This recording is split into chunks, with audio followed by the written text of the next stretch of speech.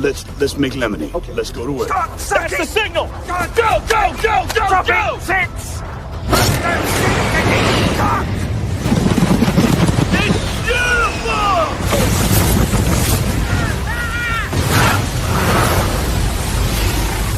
Mother Nature just pissed her pants, dude! Start your day with a jolt of energy and no-holds-barred opinions. This is The Rush, where Travis Justice and Ross Peterson bring you bold, unfiltered, and uncensored takes on sports, life, and everything in between.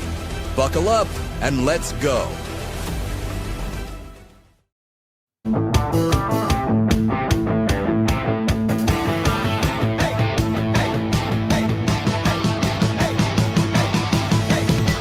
What a weird Thursday. It's off to a weird start. I hope you're going to get weird with us. And I don't know what kind of weird that's going to be, but if you're listening on the audio stream at therushradio.com, the Rush Radio Android app, or the TuneIn app, thank you so much. If you're dialed in on YouTube this morning, thank you. Subscribe to the channel, like this video, start leaving your comments in the comments section. And, of course, follow us on our social media channels, X, Facebook, and Instagram. Good morning, Ross Peterson. This is just a weird day. Weird day. I just got a text I needed to hear, and big thanks to Tommy Birch. Tommy said, "Man, the intro to your show gets me every time." I needed to hear that. I needed something to change my mood, change my mindset a little bit. And so thanks, Tommy, because it's always good to be here. It's always fun to start the day with you. I kind of forgot today was the anniversary of 9/11. Yeah, I put that on the rundown because I kind of lumped the two things together. Obviously, Charlie Kirk getting assassinated is something we're going to address. And then I said, and today's the anniversary of 9/11. And you're like, I totally forgot. And I go, isn't that ironic? After 24 years, you go, oh, it's 9/11. I was thinking about, the 9/11 stuff had been talked about. And I think I saw some, yesterday I was writing checks to the government. And I was like 9/10. So I'm like, well, 9/11. But then the Charlie Kirk thing dominated my afternoon and most of my brain this morning. This is big. It's really big, and I was thinking about this, and I'm getting old, and my memory's starting to go. I wasn't alive when Martin Luther King was shot. I wasn't alive when Robert Kennedy was shot, and I'm trying to think. I remember the assassination attempt of Ronald Reagan. Back in 81, 82, or whatever year that was, John Hinckley. I remember the assassination of John Lennon. I remember obviously the assassination attempt of Donald Trump. But really, Ross, besides John Lennon, I'm trying to think in my life of a public figure. Obviously, there's been a lot of people murdered. There's a lot of public things that have happened, but from a public figure standpoint, from somebody who had influence, whether you agreed with him or not, this isn't about whether you agreed with Charlie Kirk or not. I'm trying to think in my lifetime, it's been a long time. Do I got to go back to John Lennon to the last time a public figure like this was openly assassinated? Or am I missing something? No, public figure, political assassination. Yesterday, I as soon as I found out he'd been shot, I said that if he dies, this is a Bobby Kennedy moment. And then yesterday, I talked to Eli about who Bobby Kennedy was, and this is one of those moments. Travis said I can't remember one in my lifetime. I wasn't alive for either one of those. Wasn't alive for. I really don't remember the Reagan assassination. Yeah, you were young. Attempt. You were really young when that happened, so I wouldn't expect you to remember. Does that name ring a bell? Remember the name Gabby Giffords? Oh yeah. Her husband's the astronaut. She was a U.S. representative and was shot. That was an attempted political assassination.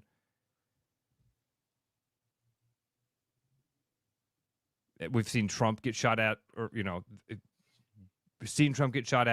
was, had a couple of different attempts. Because you called me right away yesterday. What was going through your brain yesterday? That this is a bad.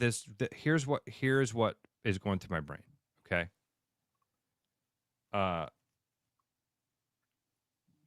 Where to start? I'm worried, man. I'm really worried. I'll just start with that. I'm really worried because this is what happens in the world. An event happens, and then there's a reaction, and then there's a crazier reaction to that reaction.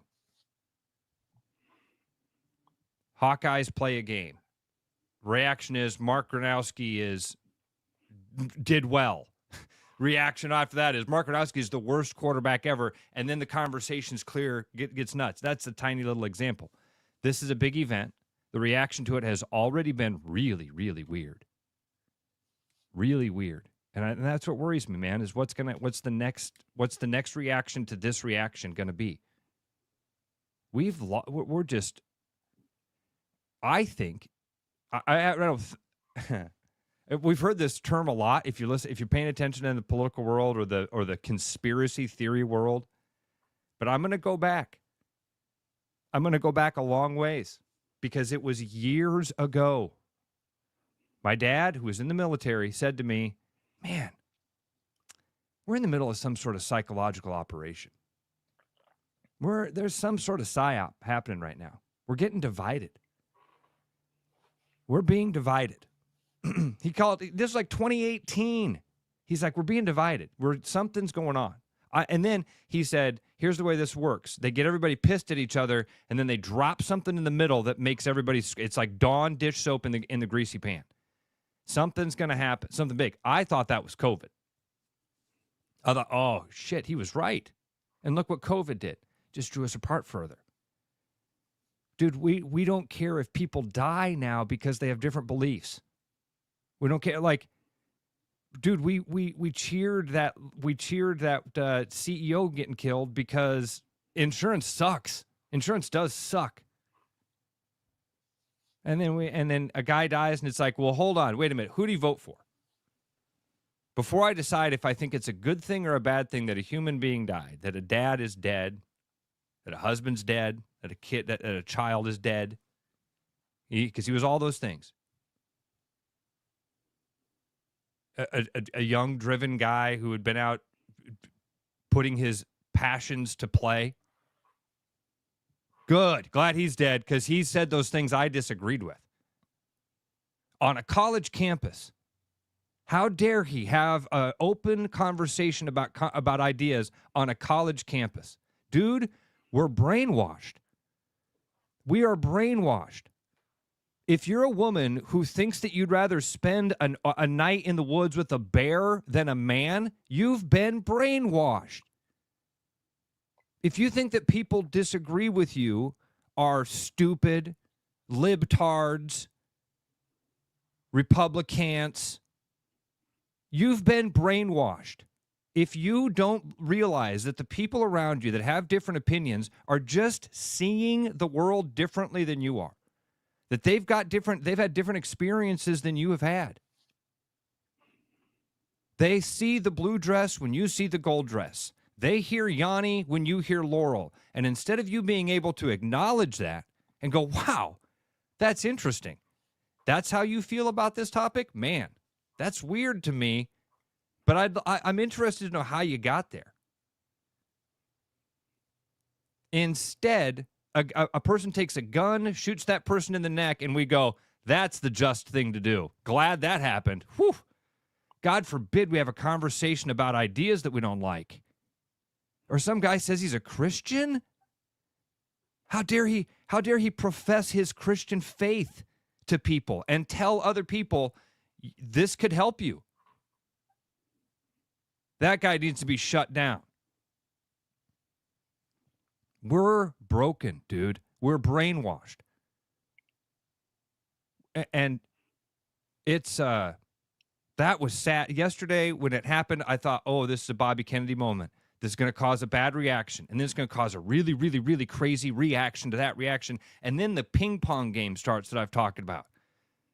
It's like we've all played ping pong, and then you've watched Olympic ping pong. It's not the same game. That's what happens. We start to have our little conversations, and then all of a sudden, bang. I'm worried, dude. I'm worried because it's becoming we're becoming so divided, and we've become so like quick to judge and to compartmentalize people. So, like, I'm worried today that somebody on the right is going to think, okay, because we keep hearing this thing about, man, we're nearing civil war. And I've laughed at that for a long time. Like, come on. We're not nearing civil war. We're disagreeing. Things have been way worse than they are right now. I worry about what this reaction could be. 515-517-2303. Let's go to Coach Hersom. Coach, welcome to the Rush Radio Show powered by Willis Automotive. What's going on? Good morning, guys. I obviously tune in every day. And thank you for that. And no, it is what it is. And by the way, I'm in, I think, Kearney, Nebraska. I drove 650 miles to get here, and I'm leaving hopefully in an hour. I'm going to be there in 3. I'm going to be there. Well, I'm going to be there in 5 hours. Wave at each other as you drive past. Yep. No, I'm hurting and I'm mad. I am really mad right now because this is an individual who literally told people they could come to the front of the line if they disagreed with him to express their opinions and share their thoughts and have political discourse. But the thing that the fact is, I mean, an MSNBC reporter said it might have been a person who was a supporter who shot a celebratory shot, a gun in celebration, and killed him. That's the most asinine thing I've ever heard in my life. And the person that followed her, Matthew Dowd, said, well, he should have expected this given what he does. He's been fired, by the way. They fired him last night. Where the hell are we in society? I mean, seriously. We're broken, if Coach. You consistently, and I'm blaming this 100% on the media and leftists who consistently refer to Republicans and conservatives as Nazis, it's on them. I mean, you can't do that. Watch the last 25 minutes of episode 9 of Band of Brothers and tell me that Republicans are Nazis.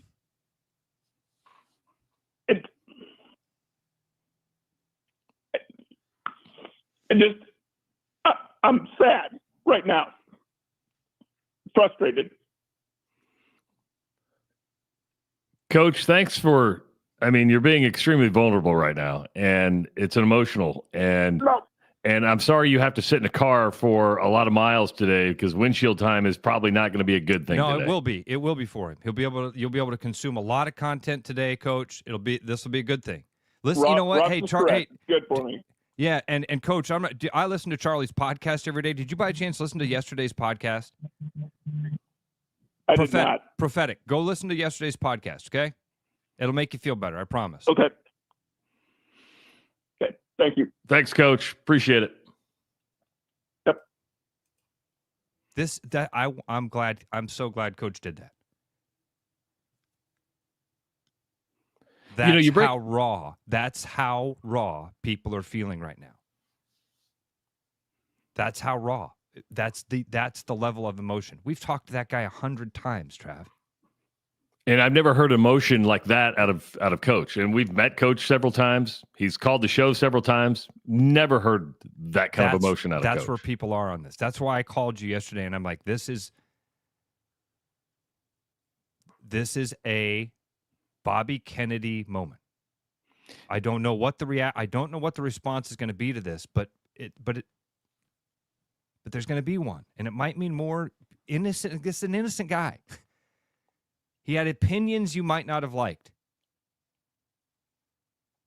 He was a dad.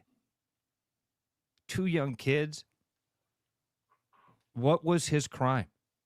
Man, that guy sharing those ideas? How dare he? We literally have people that think that. It was deserving.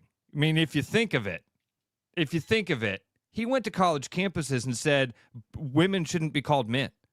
And he went to college campuses and said that people should find God. How dare he? Didn't he know this was going to happen? We're fucking lost. We're brainwashed. if you've like the number of things that we could throw into that list recently. If you think that people that don't vote like you are evil, are stupid, if you don't want to be friends with them, if you have turned away family members or neighbors because of something like this, then you have been brainwashed. If you turn your back or face on somebody because you don't like the color flag that they put on the back, you've been brainwashed to hate the people around you because they don't think like you. It's both sides. I see it all the time, man. And it's more every day you're being told by your group it's okay to hate that group that's not like you. It's not only even okay, it's morally just. It's the right thing to do is hate the people that don't think just like you. Don't try to conversate with them. Don't try to convince them of what. Don't even engage. Think your thought. Think your truth. And if somebody doesn't like it, damn them, dude. Bullet to their neck is what it is. Ross, this is where when I stop and think, and you talk about political discourse, and you talk about having opinions and having discussions. This is where, and I'm not saying this didn't happen in the city, but this is where I'm happy I grew up in small town Iowa, because where I learned maybe a little bit of civility, and I've gotten mad on the show. I've raised my temper, and it's ugly. You're a really good debater in that you keep your calm, but where I think I learned better civility was in Minden, Iowa, population 300. You go down to the coffee shop in the morning, and the farmers would be there talking about, politics at the time. And you would have the disagreement, and you'd have those guys sitting there going back and forth, disagreeing. They'd leave, and you know what they do? They show up the next morning and have the same conversation. But when it was time for harvest, you need some help, I'm going to go help you. Exactly. They didn't agree, but they still respected one another and kept it at a level of civility that was okay.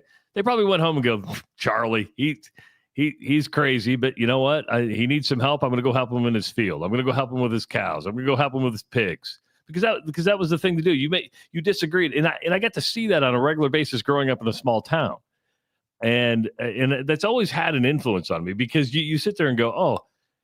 And that's why I like this show, believe it or not. And what I mean by that is I don't get active on X because you can't do anything in 180 characters and have a civil conversation. What I want to do is have a conversation. If you disagree with Ross or myself, call us, do whatever. Yeah, amen. We'll have a conversation. Amen. I'm not going to hate you over it. Dude, I think that, so let's just, Twitter is part of the problem. It's not the symptom. It's a part of the problem. Jon Stewart and Stephen Colbert, they weren't the start of the problem. They're not this. They're a part of it. They're an ingredient. We've turned news into entertainment. We've made it so that you don't have those conversations. You make fun of the other side. You laugh and point, and then you villainize so that you don't have to listen to them. And Twitter is a part of that, because you cannot have an engaging dialogue on Twitter. You have to make your point super fast, pointed, cut out the noise, get to the and the snarkier, the meaner, the better. The quicker, and what happens there, you're not having a conversation with one person. It usually ends up being a conversation or an argument with groupthink, right? Yeah. It's an all-out assault and attack. 515-517-2303. Let's go up to the lake. That's where AJ is. AJ, welcome to the Rush Radio Show, powered by Willis Automotive. What's going on, AJ? Well, I got up at 3:50 this morning, and I am heading to Lee, Nebraska, Travis and Ross, because I have to disinfect the hog barn so I can get back for football practice at 3:15 in Clear Lake. Damn, you're hauling ass. So you haul all the chemicals with you up there, AJ. Yep. When you got to go up there and defunk a hog confinement, you have to you're pulling all the chemicals with you. Yep. Yeah, I have 5-gallon jugs that I mix it up. I put a tablet and it mixes this chlorine dioxide, which you fog the hog barn with, so it just bombs the barn and it disinfects everything, like any surface that it touches before they bring the new baby pigs in. And then I do I do liquor stores with handhelds too, it's very safe stuff, but it's an antiviral, antibacterial. And so I go into like liquor stores and I do medical clinics and dental clinics, and it just depends on what people want. Like I do wrestling rooms a lot, like in the wintertime for high schools and colleges, and I do like football equipment when the seasons are over, or like even if people have a issue in a school, they'll call me, stuff like that. So yeah, so it's biosecurity is what it is, and it's done it for 21 years. But anyway, wanted to say I'm in the weight room yesterday at 2:45 with the kids, and they come up and they're talking about it, and there's 70 kids, and I bet 55 of them were pretty shook up about it, what happened. And so they know, and I have a 23-year-old son that just graduated from Iowa, and they know. So this guy had a pretty impactful thing on the youth of our country, a lot, at least in my world. And it was rough, but I just wanted to know there's hope, and there's good things happening, because for what as bad as yesterday was, and the anniversary of 9/11 today, we all remember that. I turned 54 yesterday. Happy birthday, and I man. had 72 kids. I had 72 kids sing me happy birthday. Oh, that's cool. That's really cool, AJ. That were my freshmen through seniors that didn't have to do that, and they did that. So we're going to be okay. It sucks, but there's hope. And I just want everybody to know that hug your kids and hug your wives and have fun and do what you can do to get by, and you guys are the best. And thanks for giving me some time this morning, and going to get my work done and get back to my players and get ready for a football game tomorrow night. So go get them, buddy. Guys. Thanks, AJ. Appreciate it. God, happy birthday sung to him. When was the last time more than somebody other than your family sang happy birthday to you? Oh, I don't know if anybody ever has sung happy birthday to me other than my family. When Pat does happy birthday or surprises, do they ever do that? Do they ever come out and sing to you? No, it's usually like a mariachi band where they put the hat and they sing, and you're like, that counts. Feliz cumpleaños aquí. Feliz cumpleaños. That's usually my happy birthday. Usually happy birthday comes to me when it's not my birthday. And by the way, that's not the happy birthday song they sing in Mexico. Did you know that? No. Yeah. That's the worst translation of happy birthday to you. It's like and then it's sung. It's the American version. It's the Taco Bell version of happy birthday. Audrey, for her birthday, she had all 3 meals planned because she wanted to go to Mullet's for breakfast. And she wanted to go. I'm gonna have to talk to Bruno about this. Bruno should start doing birthday gimmicks because she only wanted to go. She didn't care. She wanted to go to this Mexican restaurant. I'm like, really? She goes, yeah. There, when you go there, they put a sombrero on you for your birthday. She ordered mac and cheese. She didn't want the Mexican food. She wanted to eat with a sombrero on her head. And then the last one was Texas Roadhouse, because at Texas Roadhouse they do like a big, they put you on a saddle. They get everybody's attention. They go, "Excuse me, Texas Roadhouse, can I get a big woohoo?" or whatever it is. I think they probably stole the lotteries. Woohoo! No, the crazy thing about Charlie Kirk is that I mean, he had opinions. And I don't care if you agreed with him or not. I didn't agree with him on everything, but there was also a different factor to this. And you got to remember, and what would we call Charlie Kirk? Would we call it? He obviously was he an influencer? What? Yeah. I mean, Fair. at the end of the day, he was an entertainer too, right? In meaning, what he did was entertaining to a point. I mean, you do that, you're drawn to an influencer because there's an entertainment point to that. I mean, you're entertained by it. No way to deny that, Travis. Yes, you're entertained by it, and it's just one of those things where you're like, okay, there's an entertainment factor by it. I think he believed in his message. I do believe that. I think where he got under people's skin the most, Ross, really wasn't what he said, or it might have been, but at the end of the day, he debated for the most part in a calm manner and just had it. And it's like debating with you. I don't debate with Ross because at the end of the day, Ross is a better debater than I am. And you remain calm. You just come with your facts. And then when you're backed into a corner, you can't get out. You don't know how to intelligently get out of it. Yeah. And then it becomes embarrassing for some people. Yeah. And I got really good at just when you get backed in the corner, step out of the box. Yeah. Get out of the ring.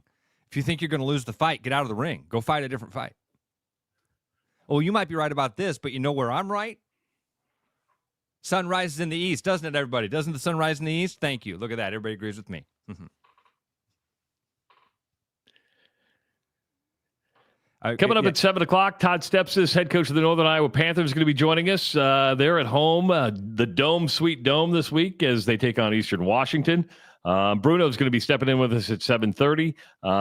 If you want to just call and get something off your chest, we're here to listen to you this morning at 515-517-2303. It is the Rush Radio Show powered by Willis Automotive. The Rush Radio is now on the free TuneIn app, allowing you to enjoy the show on Apple products and Android Auto. Download the free TuneIn app and search The Rush Radio to take Travis and Ross wherever you go. Your house wasn't built for bats, birds, or raccoons, but try telling them that. At Bats and Bugs Pest Solutions, we've been helping Iowans take back their homes for over 20 years. We use cost-effective, eco-friendly methods to solve wildlife and pest problems the right way. Whether it's bats in your attic, birds in the vents, raccoons in your chimney, or moles in your yard, we have long-term solutions. Call Bats and Bugs Pest Solutions today at 515-218-3400, and let's make sure your home doesn't become their home. The Royal Mile, where everyone's a wee bit British. The Royal Mile is downtown Des Moines' living room with classic pub favourites. Pair them with a glass of whiskey or an expertly poured Guinness. It's bloody brilliant. The Royal Mile, a proper British pub. There's always something new at Fong's Pizza. The patio is open and ready for you, your friends, and an ever-changing menu of tiki drinks. Or try our new noodle dishes alongside your favorite slice. It's all happening this summer at the new Fong's in the East Village. Thinking about buying a home? Get pre-approved in 30 minutes with Gary Presnell at Northwest Bank in Des Moines. Gary offers first-time home buyers programs, VA, FHA, IFA, and conventional loans. Call Gary at 515-975-6767 or find his profile at nw.bank. Member FDIC Equal Housing Lender. You know, Brian, at Central City, we really do have the best selection around. I know. High-quality stuff you can't find anywhere else. Whistle Pig Plantation Rum. Yeah, and over 150 of the best scotches on earth. And a ton of bitters, mixers, and more. You know what we are? High class. Definitely high class, yeah. Make way for the natty. Okay, maybe medium class. Central City Liquor is home of the 10% cash coupon. And the Wooden Nickel program.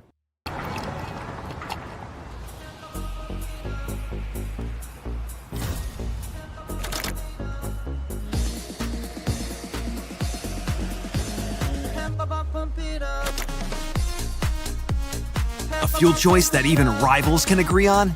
Now that's worth the hype. Cheaper, cleaner, and homegrown. Pump it up with Unleaded 88.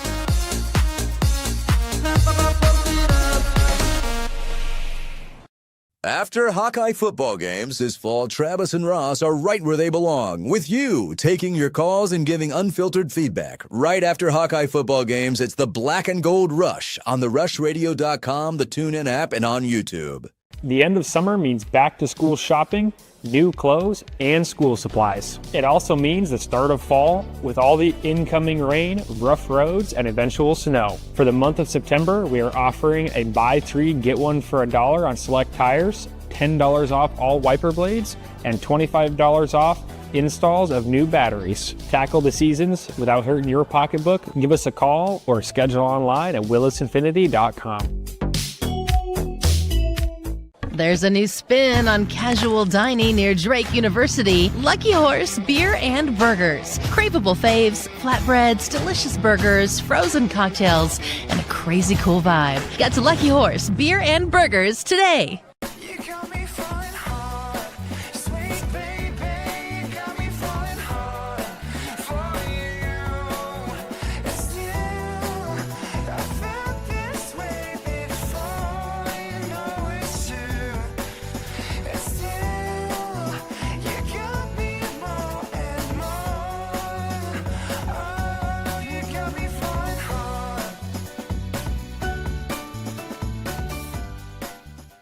The best bread is made from scratch, freshly baked with locally sourced ingredients and love. At Big Sky Bakery, we take great pride in our delicious products. We know you'll enjoy them almost as much as we enjoy baking them. Find us at the downtown Des Moines Farmers Market every Saturday.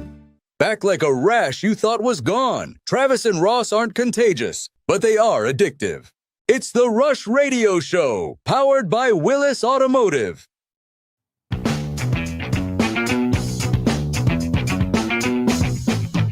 Welcome back to the Rush Radio Show, powered by Willis Automotive. I'm Travis Justice. He's Ross Peterson. We're here till 8 o'clock today.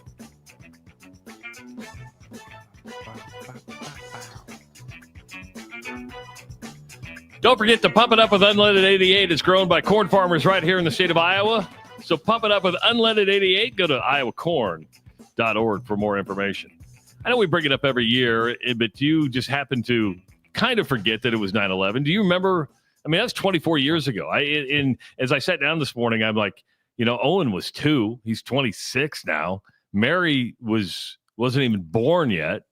I mean, do you remember where you were? Oh, absolutely. Were you at WHO? No, I wasn't. I was working for Wells Fargo Financial. Oh, really? Yeah. Living over in the Drake neighborhood in the top of an old frat house. We rented like the peak of this old house. And I remember, turning the TV on, going downstairs, and getting ready for work. And my neighbor knocked on the door, and he was like, "What are you doing?" I go, "I'm getting ready for work." He's like, "Dude, you're not working today." I was like, "Yeah, well, we probably are. It's Wells Fargo Financial. They don't really." And I drove in, and I remember pulling in the parking lot, and there was like 2 cars in the parking lot. And I walked in, and one of my bosses was like, "Go home. Go home." And so actually a bunch of us that worked there together, we were all buddies. And so we actually went to my friend Travis's apartment and just kind of sat there and watched some of the coverage unfold there. And then we all went home. Yeah, that was... 9/11, and this is the way I remember it. And I say that because after listening to a Malcolm Gladwell podcast on the memories of 9/11, which is one of the best, that's actually one of his best episodes. And they're all good. But there was like people's memories of what actually happened and what they remembered a year later. It's a fascinating episode when it goes. Wasn't that a multi-episode one when it came to memories? Because they looked in Brian Williams in that. Because of the Brian Williams thing. Yeah. It was probably one of my more regrettable days in broadcasting because I was on the Todd and Tyler show at that time, and I remember right when it happened. And Ross, there'd been a couple instances where, people would fly planes in New York and they were just like small Cessnas and they would do something stupid. Well, the first tower gets hit and we got the TV on and we're like, you just sit there and kind of make fun of somebody we made the assumption that it was a dumbass driving flying a Cessna, and you sit there and you're trying to have a little bit of fun with it. Then as it unfolds and you realize what was going on, you're like, oh, I wish we could take all that back. Yeah. You just wish you could take it back. It's that, dude. We've talked about this before. You're on a tightrope and sometimes you fall. I've made big mistakes. I've got big regrets of things I've said on the air. You think they're going to come out one way, they come out the other way, and you don't. And 6 hours later, you find out. You're like, what? I said what? No, that's not what I meant. That's not what I meant. Like, well, no, these are the words you said. Yeah, but you weren't there. Try to spin your wheels out of it. There are some friends of mine that have some amazing 9/11 stories. My ex-wife, Erin, she had a friend that was giving birth on 9/11. Really? Like, had to ask the doctors to turn the TVs off. Were you married in 2001? No, wasn't married yet. Now, my buddy, you've met Frank. He was listening to you at Offutt, where Air Force One landed that day. Wow. He's got some stories. That's another thing I do remember is that, in Omaha, Offutt Air Force Base has one of the best bunkers in the world. And that's where, if not the best bunker. And when Air Force One came in, we're like, no, go, get away from here. Get away from here. Don't come here. And so Frank was on the base when that happened. Did he just say he ended up on Air Force One? I eventually ended my day on Air Force One. I was listening to Trav most of the morning. Wow. That's crazy. What I remember the days following them, there's no air traffic. That was the weirdest thing in the world. But Ross still found contrails, and I don't know how that happened. Sorry, I had dude, you about got a picture the other day. I didn't. I'm trying, but I will remind people that conspiracy theorists are batting 1,000. And man, I'm starting to think about this moon thing more and more. Yeah, I got a weird text from Ross last week. It just said we didn't go to the moon, and I'm like, oh, he's coming around. He's coming around. Oh, another friend of mine just wrote to me that today is his daughter's birthday. I didn't even know that. Wow. This would be a tough celebration day. It would be. It would. Especially if it happened on 9/11/2001. If you were born on 9/11/2001. Yes. My friend's daughter, who every year people are like, where were you on 9/11? Well, it's my birthday. Which year? That year.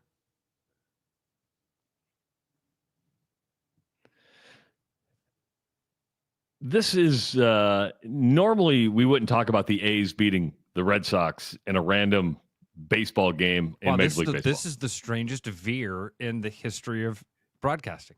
Is it? 9/11 A's, Castellanos with a long fly ball to left. I'm trying to get out of you know how you just said, step out of the box. Step out of the box. Step out of the box. Get back to the corner and step out of the ring, man. Yes, that's what I'm doing. I'm backing out of the corner. I'm stepping out of the ring, and I'm going to a completely different place. See, normally your pivot is you do the numbers. You kind of do the reset. 515-517-2303. All right, let's talk baseball for a little bit. I like that one though. Here it's just, normally we wouldn't talk about the A's and the Red Sox. But now we need to. The A's rallied to beat the Red Sox last night. Not a big deal. This was impressive to me. And maybe I'm putting more stock into it, and I get that he's a closer. But Aroldis Chapman gave up the winning run last night. Aroldis Chapman gave up his first hit, Ross, since July 23rd. Should I be impressed by that or not? It's hard to be impressed by anything Aroldis Chapman does. That's fair. I know what you're saying. Okay, take Aroldis Chapman's name out of it. Even if you're a middle reliever, if you're a closer, you haven't given up a hit since July 23rd. That's impressive. That's impressive. That's all I'll say. I don't like this guy at all. Never did. He's a super POS. So can throw a baseball. Dude can absolutely light up a baseball, man. 37 years old. Man, he's been in the league a long time. Because I'll be honest, Travis, my first response when you said Aroldis Chapman, I thought, he's in the league? And not only is he in the league, he's, for the most part, dominating. Doing very well. He's real good. Dude can throw a baseball. 29 saves this year. Hasn't had this many saves since 2021 when he had 30 for the Yankees, and he had 37 back in 2019. That was his career high. Or no, I'm sorry. Dude, a couple years in a row with the Reds, back in 2012 and 2013, he had 38 saves. So he's going to get probably get north of that 30 mark again this year. 5, 6, 7, 8. It'll be the 9th time in his career he had over 30 saves. Man. 364 career saves right now. Where's that on the all-time list when it comes to, because what did Mariano Rivera have? I think I can find this through his baseball reference page. Give me 1 minute here. I'll get down there. I like what Jay said. He goes, the guy had like 2 perfect games, 1 inning at a time.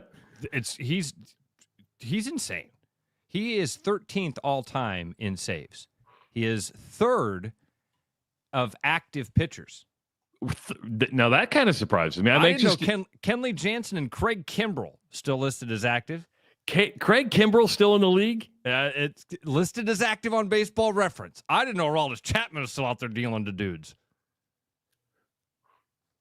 Oh, I love doing this because you look down the list and you see all these names that jump out at you. Fernando Rodney, Houston Street, Rob Nen. Oh, I could do this all day. Top five relievers or saves leaders of all time. Craig Kimbrell, number 5. Kenley Jansen, number 4. Lee Smith, number 3. One of my favorites of all time. Trevor Hoffman, number 2. And Mariano Rivera, number 1. How far? You mentioned that Aroldis Chapman is 13th. He's 37 years old. He's still dealing. How realistically, how far up could he move that list? He needs a couple more to get past Jeff Reardon. I love it. Needs a couple more to get past Jeff Reardon and Jonathan Papelbon.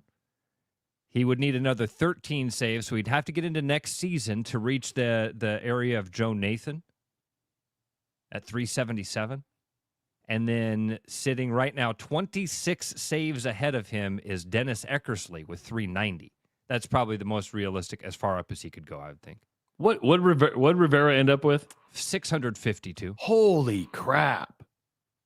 650? 652. Trevor Hoffman has 601 in second place. And then you want to know what third is? 478. No pitcher has ever ended with 500 saves. There's a 130 gap between Lee Smith and Trevor Hoffman, between second and third. A lot of those names you gave were pretty, I'm going to say, recent.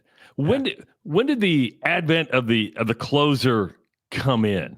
Well, and I know, and hear me out, because pitchers used to go, Nolan Ryan used to go 10, 12 innings, right? If a starter could go a whole game, they were going to go. But when did the real advent of, okay, we're bringing in a closer? Was that in the 70s? Was that in the 60s? No, I think you got to even go, Travis, before that. So the closer, the save had been a stat, I think, going back into the 60s or 70s. It's not until you get into Dennis Eckersley and Tony La Russa starts to do the it wasn't Moneyball. God, I tried to think of this the other day. I got the author's name now. George Will. George Will wrote a couple of baseball books. I got him here. I know I do. One of them was called Bunts. The first one was called Men at Work. There it was.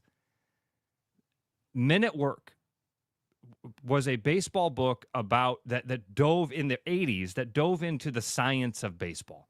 How was Cal Ripken able to do this every day? How was Tony Gwynn? I remember I referenced the other day Tony Gwynn carrying around those VHS tapes. Yep. That's a story that's in Men at Work. he also highlights Tony La Russa in that book, and how Tony La Russa was the very first guy to do advanced scouting in Major League Baseball. He was the first guy to look way ahead on the schedule and say, all right, you guys are going to go, we're going to send our employees to go watch the Yankees to see who's playing well right now. And then he started using Dennis Eckersley in that very specific role of closer. Now, you had guys like Goose Gossage, Raleigh Fingers, but, man, these guys were tallying. Let me go look at it here. While you're tallying, 515-517-2303. Who's this? Welcome to the Rush Radio Show, powered by Willis Automotive. What's going on? Hi, this is Brant. Hey, Brant. I guess the first thing I'd like to say is I think all your listeners appreciate how raw, unfiltered, and authentic this show is. Oh, thank you. This is the type of show where you guys can talk about absolutely anything and make each other and your listeners think about stuff in a way that they never thought about before. And that's the type of conversations we need to be having in hard times like this. Well, thank you, sir. That's very nice of you to say. Yeah, no problem. The main reason I called is you guys got me thinking, how did 9/11 not become a national holiday? That's a good question. That's a really good question. Like banks are open. Nothing's really closed. Like, I have a buddy who's 28 that's dating a girl that we found out was born after 9/11 happened, and she has no idea hardly what it is. Like, kids nowadays really don't know how the country literally came together like no other time before it. Like, stores were selling out of flags. People were just all USA number one. Like, it didn't matter what side of the aisle you're on. Like, it was all about America and that we all needed each other at that time. And it's like you guys brought up, it's 24 years ago and it's almost like it didn't happen. It's wild. It's 24 years ago and we're almost in a 180-degree position. What we described to start the show is so far from what we were on in October of 2001. And I think what happened is almost immediately afterwards, and I'm not taking a position here at all, but you had the weapons of mass destruction, you had the war that started, and that started polarizing people right away.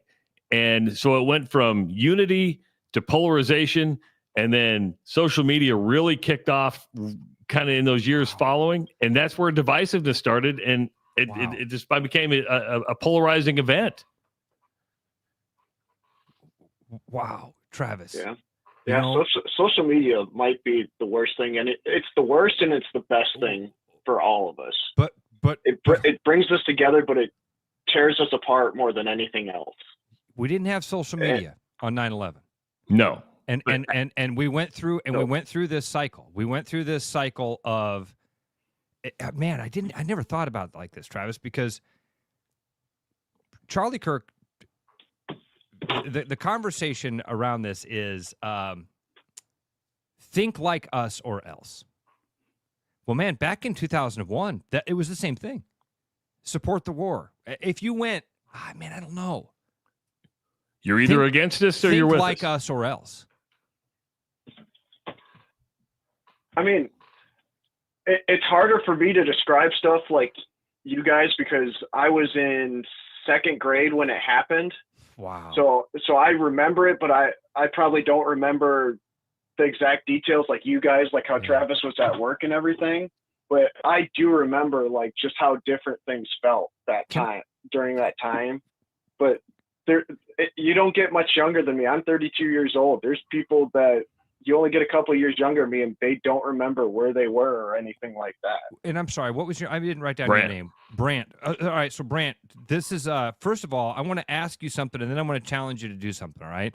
So first of all, tell me your memories about 9/11. Okay. You were in second grade, whether they're real or not. Tell me what you remember about how that news was broke to you as a second grader, 6-7-year-old. So the first thing I remember was We had AR class, accelerated reading, to where they take like 5 or 6 of you to Brent was do smart. reading assignments. Look at him flexing. To find out like how fast to find out how fast you can read and stuff like that. And going from the classroom to the room where we did AR, the teacher stopped us in the hall and said, "Just so you know, if you see the teachers watching TV, it's because a couple planes hit very important buildings and they're watching the news." And then we went on with the day for, I don't remember how long, like it was normal, but there were teachers watching TVs in the library, probably trying to figure out exactly what was going on. I don't remember if there was just one tower had gotten hit or 2 towers, or if the Philadelphia or the Pentagon crashes had happened or not. But I do remember teachers watching TV, and we went on with the day like it was normal. And then at some point in time, the principal came over the loudspeaker and like softly explained what happened. And I don't know what time we got out of school, but we definitely got out of school early. And I went home on the farm, and farming stopped. We were all in the living room watching TV. Wow. And I think that was probably pretty common. I mean, I worked in a newsroom at the time, and, I remember I didn't do sports that night. I remember, here I'm a sports director. I go, "Am I doing sports tonight? Do I get my 2.5 minutes?" No, you don't. You don't get your 2.5 minutes tonight. Huskers are playing this weekend. Yeah, it doesn't matter at this point.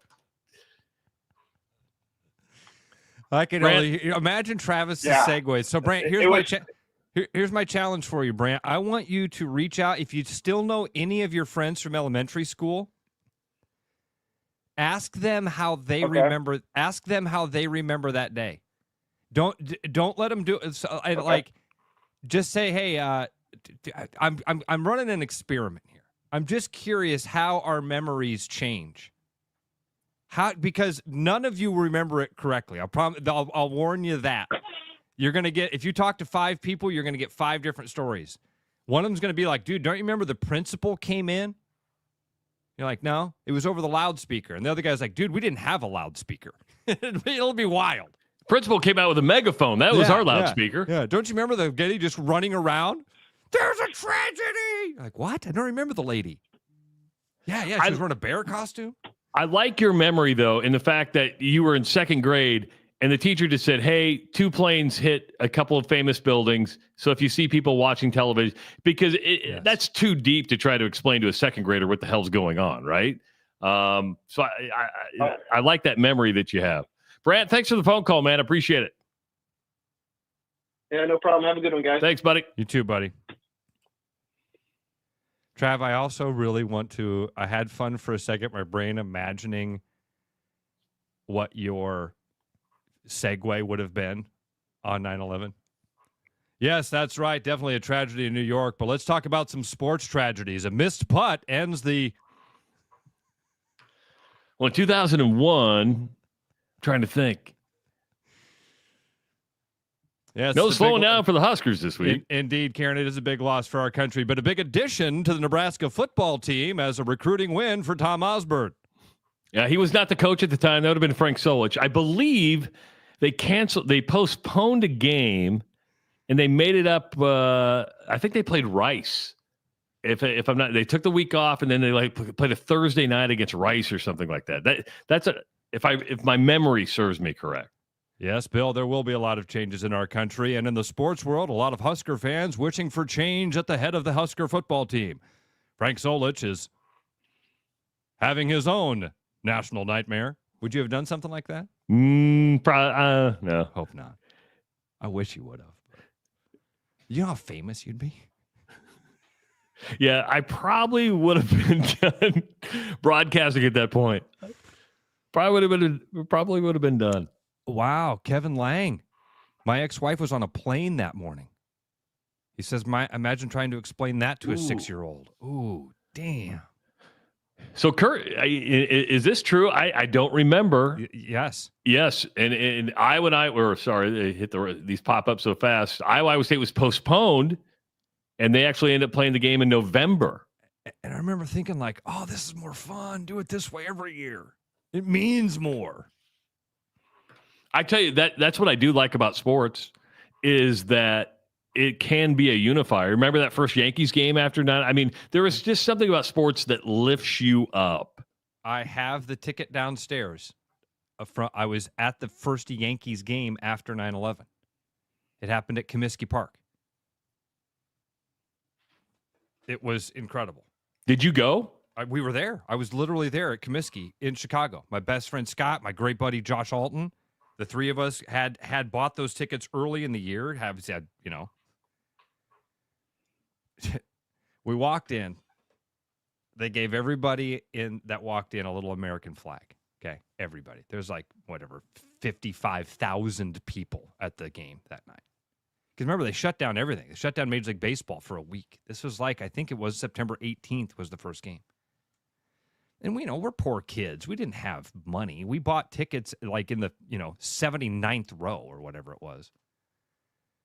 And I'll never forget, cell phones were just a thing, just starting to be a thing where people would carry a cell phone around, if you were rich or whatever.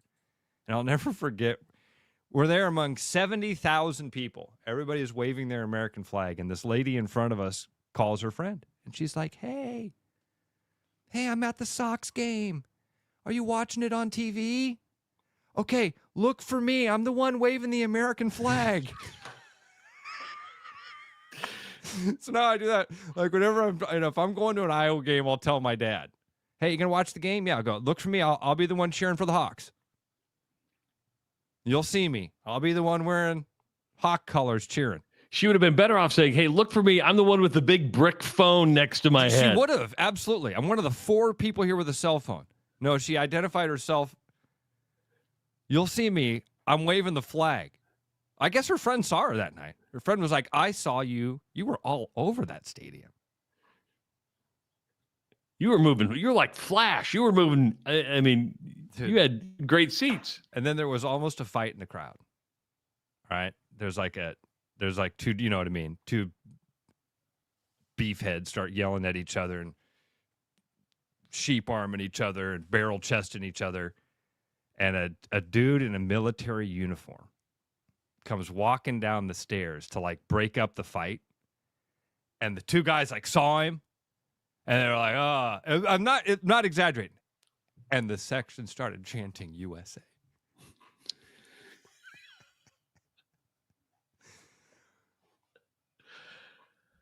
Did you chant USA? We might have started it. You might have started it. Attaboy. 515-517-2303. There's the segue. We got an hour in the books. We got an hour to go. We come back. Northern Iowa head coach Todd Stepsis scheduled to join us. The Panthers at home this weekend to play Eastern Washington. It's next on the Rush Radio Show, powered by Willis Automotive. The Rush Radio is now on the free TuneIn app, allowing you to enjoy the show on Apple products and Android Auto. Download the free TuneIn app and search The Rush Radio to take Travis and Ross wherever you go. You've got enough on your plate, so when it's time to reset, grab a Fresca. Bold citrus, 0 sugar, 0 caffeine. Just clean, crisp refreshment that never goes out of style, whether it's post-work, post-gym, or just a break from the noise. Fresca's got your back. Pick up a Fresca at your local retailer today.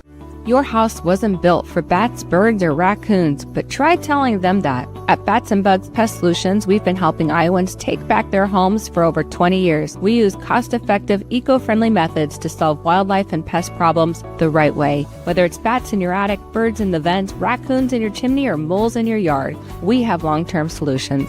Call Bats and Bugs Pest Solutions today at 515-218-3400, and let's make sure your home doesn't become their home. School is back and summer vacation is over. With a year of school activities and drop-offs ahead, your tires are going to be working as hard as their students. Staying on top of regular maintenance like tire rotate, balance, and alignment is key to increasing the life and performance of your tires. And right now, we are offering a back-to-school special, $199.95, tire rotate, balance, and alignment to help you stay rolling. So give us a call or schedule online at LandRoverDesMoines.com.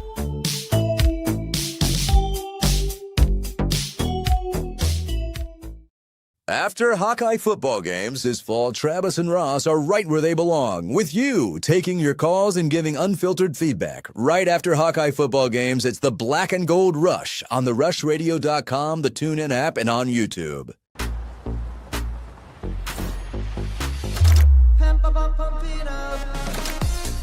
A fuel choice that even rivals can agree on? Now that's worth the hype.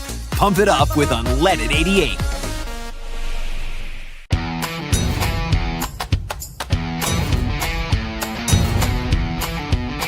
The largest selection of German beer in the world? You'll find it at the Hessen House. From Doppelbocks to Oktoberfest to Hefeweizens and Dunkels, there's no passport needed for the deliciously different beer and food at the Hessen House. So grab your friends and make it a fun night out. The Hessen House, 4th and Court, Des Moines.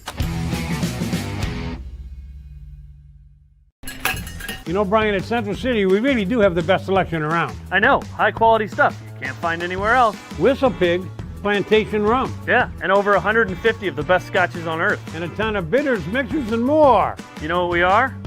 High class. Definitely high class, yeah. Make way for the natty. Okay, maybe medium class. Central City Liquors, home of the 10% cash coupon. And the Wooden Nickel program. Back like a rash you thought was gone. Travis and Ross aren't contagious, but they are addictive. It's the Rush Radio Show, powered by Willis Automotive. Hour number 2 of the Rush Radio Show, powered by Willis Automotive. If you're listening on the audio stream at therushradio.com and the Rush Radio Android app or the TuneIn app, God bless you. Thank you for downloading those apps and bringing us into your car, your Android Auto, your Apple CarPlay. If you're watching on YouTube this morning, hit that subscribe channel. Also, like the video, start leaving your comments, and follow us on our social media channels. I'm Travis Justice. To all those ladies that are turning on YouTube right now just to watch Coach Stepsis, please subscribe. That helps the ugly guys a little bit. Like you see Ray's wife, every time we're getting ready to have Coach on, Ray's like, yeah, my wife tunes in because she thinks Coach is hot. Hey, we have feelings too, Ray's wife. Yeah. We used to be hot in our own minds. We have faces also. Do you think Look at this good-looking guy. Do you think Look at this good-looking guy. Is it his general good looks? Is it the backdrop? Is it his just charisma? It's the jawline. Look at that jawline. That's part of it. You could have been a model if you didn't become a coach. Yeah, I'm telling you, you ask my wife, she would definitely disagree with everything you just said just now. She'd be like, man, he is not that sweet. You guys are, I don't know what you're looking at. I don't know what you're talking about, but that is, you guys are way off. Coach, before we get into the game, we ask a lot of people this because it is 9/11. Do you remember where you were on 9/11? Were you still in high school? Were you in college then? Where were you at 9/11? I think it was my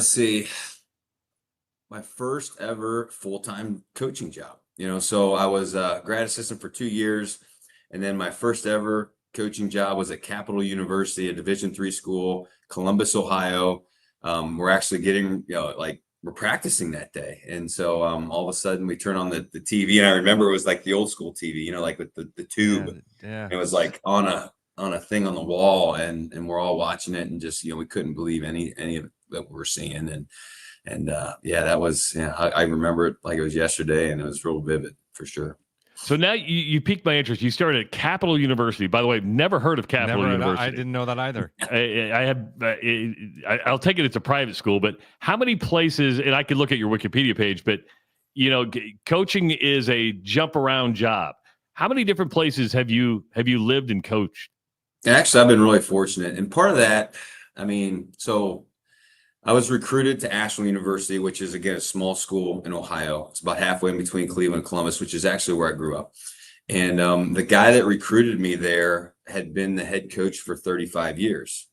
And then growing up where I grew up, my mom and dad taught in the same school system for 35 years. So it was one of the things I learned early from my dad of your head and your heart better be where your ass is. And so every job that I've ever had, it's in my mind has been like, this is where you're retiring. This is where you're meant to be. And either something will come up to pull you away from it, or somebody will kick you out the door. And that's just kind of how it is. And so We've let's see, Columbus, Ohio was my first spot. So I was a grad assistant in that same town for 2 years, and the crosstown rival Capital hired me. And you maybe haven't heard of Capital, but Mount Union was in that same conference, and everybody's heard of them because of the success they had. And fun fact, Coach Campbell and I I've coached against him when he was a player.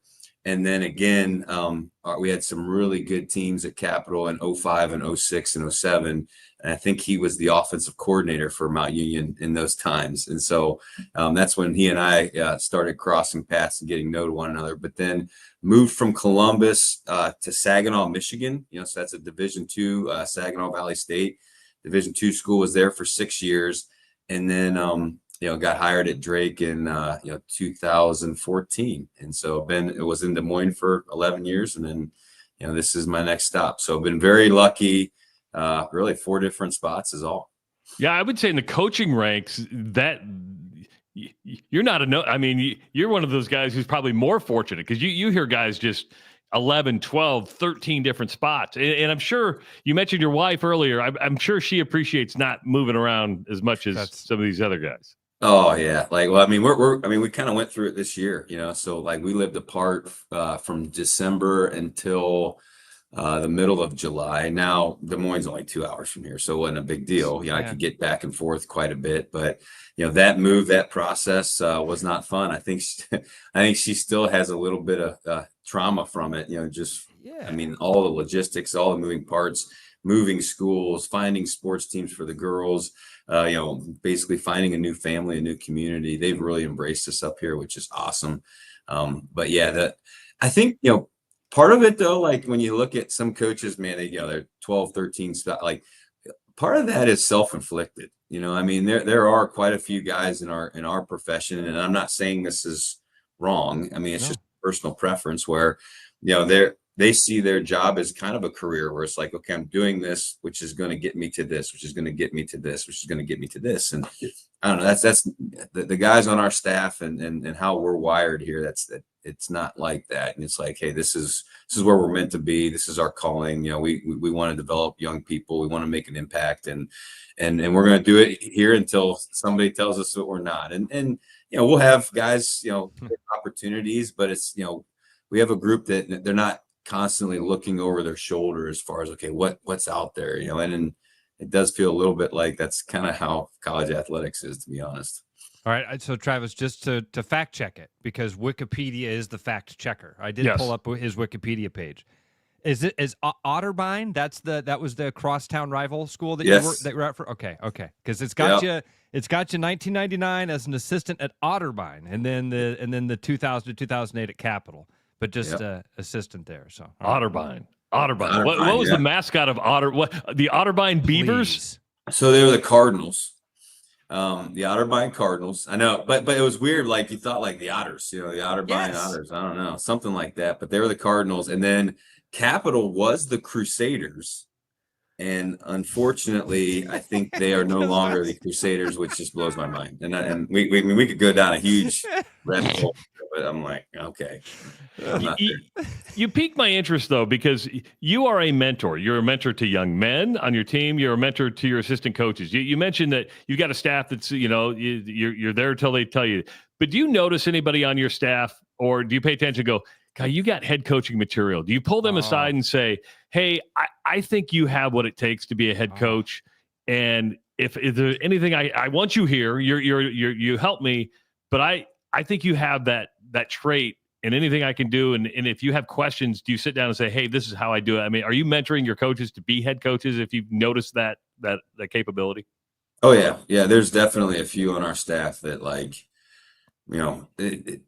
when we need a shot of adrenaline or a shot of juice, I'm like, hey man, talk to the team, because they just have a great charisma to them. But then the important thing in coaching, and you guys know this, it's just how much do the players know that you care about them? So our coaches here, that is probably a superpower of all of them, is they really do care about our players. And so when they get up in front of the team, man, they listen to them. And that's something that I try to provide to every single person on our staff, the opportunity to address the team. And it's real easy in training camp because we got them all the time.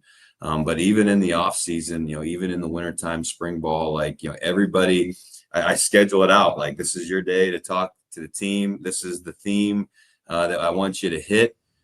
You can take it any way you want because I trust you. But yeah, I want to provide the opportunity to do that. And, some guys you can tell right away, like, wow, this guy could be a head coach. He's really good in front of a group. He knows how to grab their attention. He's saying the right things. And other guys you could tell, like, they don't like it. Well, it's good. I think, making guys uncomfortable and forcing them to do that. I actually have, during training camp, every single person on our team has to get up at some point and talk to the team, who they are, where they're from, and, their high school record, and then, something about them that maybe they don't know. And it's always revolves around a certain theme. And, is it a point in their life that they, kind of look back to and be like, like, this is why I'm here today is because of this, or maybe it's somebody that they really look up to and why. And some guys, man, that speech is about 10 seconds because they are so uncomfortable, man. They're fidgety. Then other guys, like, they open up, and that's really where I think magic happens, is when, guys, in a masculine sport, man, they're not afraid to be vulnerable, and they're able to, talk about some times in their life that are difficult to bring up. And so yeah, like, I think it's important. I think it's important to whatever the next step is, let's provide you opportunities to practice that. That's great. Coach, we've always said, like, it's all about that vibration. Travis and I love the public speaking thing. You're obviously okay with it. Some guys aren't. They don't like that feeling that they get. I don't like gambling. I don't like that feeling I get when I gamble. But, man, I got buddies that they are like, hey, don't put a microphone in my hand, but let's put a couple G's on this game and go after it. They're like, whoa, no. You are – so I think that's really cool that you try to get those guys into those uncomfortable positions. One of the things that, Travis, I'm for some reason picking up on today, you and I have always had this conversation about it takes two different skill sets to, like, build a program and maintain a program. But for a coach, what I'm noticing here is, like, you have to both have control and release control. It seems like a tough balance to be. I mean, you're once a coordinator, you become the head coach. You've got to be able to disseminate some responsibilities, but at the same time hold on to all the responsibilities. The word you're looking for is delegate. That's you've got to figure out how to delegate and give up some power and some control while at the same time not. Oh yeah. I tell you that what you just said there, I believe, is the secret sauce that, again, easier said than done. Yeah. And so, like, yeah, you use the word give them. Yeah. Anytime you can empower somebody, the amount of effort, the amount of respect, the amount of value that person feels goes up dramatically. And so, like, yeah, in really probably any organization, but especially in athletics, the head coach who the reality is every win and loss sticks with me forever. And so, like, at the end of the day, the buck does stop here, but man, how many opportunities can we give our coaches, to have control? How many times, how much autonomy can we have here? And gosh, the more that they feel valued and appreciated, and that their opinion matters, boy, you can really do some great things. And the team is no different. Now, I think there's like some creativity where, like, hey, I'm going to empower you. What do you want to do? Do we want to do this or this? And then, like, in the back of your mind, like, I'm happy with either, but I'm giving him the choice. And so it feels like he has a say in what we're doing. But yeah, I think that is something that, unfortunately, when people get into power positions, they have a hard time doing it. Where, I mean, shoot, I've been around long enough now where that is where the magic happens. When you have a staff, a team that feels like they have a say, that they matter, shoot, you can go some far places. You're coming off the first loss of the season. We've waited 14 minutes to get to actual football talk, but you've been doing the show long enough to know that we're probably going to talk a little bit about football, a lot about life, because we like talking about life. Absolutely. What'd you learn from the Wyoming game? And was the altitude real? Oh yeah. It's all good stuff. Well, it's in our weekly presser, I made the joke. I say, well, man, I was undefeated as the UNI head coach for 8 months. That was fun, and now it's over, And so, time to move on. We got that done. It was going to happen eventually, and that was something that I think I mentioned it before. And this is when you play a game, that's when you really figure out who you got. So you may think through spring ball, through training camp, but you really don't know until you go against somebody, and then. You have the information from your first game that went really well. Well, then all of a sudden, when you play a team that's as good or maybe more talented than you are in certain spots, then you find out a little bit more. And so, for us, playing against Wyoming, which, let's be real, they were probably more talented than us, but they're not necessarily going to be more talented than the top teams in our league. When you think about the Dakota school, they're every bit as big and strong and fast as those guys are. And so for us, then, how close were we in that game? Where were those moments where, we're still trying to learn how to win? I thought that was the big takeaway for me, was that, coming off a tough year where we didn't win a ton, sometimes you forget how to do that. And so, here we are, going into the second half, we didn't handle, that time before halftime well again. Of course, we were probably a little bit too aggressive, but that's kind of how I am. So we give up that field goal right before halftime. But, man, there were multiple opportunities in that second half where, it's a catch that I've seen us make 1,000 times. It's a read and a decision that I've seen us make, over and over and over. But for whatever reason, the moment got too big for our guys, and we had those simple busts. And I think back to the end of the third quarter, we're still hanging in there. I think we're down two scores, and we bring the corner off the edge, and it was a massive sack fumble. It was probably one of the more violent hits that was still legal in our sport that I've seen in a while. And we get the ball on the 10. We're going in, and a big hit like that is a huge momentum, grabber. And 2 plays later, we throw a pick right in the end zone.